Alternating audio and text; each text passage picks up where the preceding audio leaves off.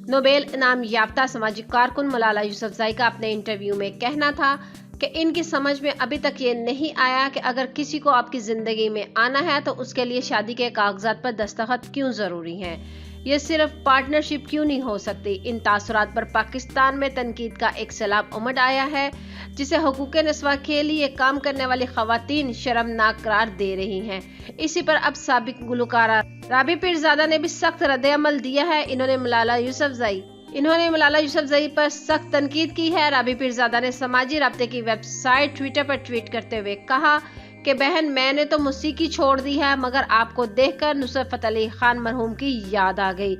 क्या से क्या हो गए देखते देखते। राबिया पीरजादा ने मजीद कहा कि हम मुसलमान गालियां या फसक बातें नहीं करते, सिर्फ उम्मीद करते हैं अगर दीन का कल्चर नहीं पसंद तो दीन को रिप्रेजेंट मत करें। अल्लाह हम सबको हदायत दे, कोई मुकम्मल नहीं है।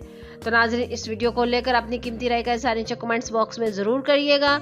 वीडियो को लाइक करने के साथ साथ हमारे चैनल को भी सब्सक्राइब कर दीजिएगा ताकि लेटेस्ट अपडेट्स मिलती रहे।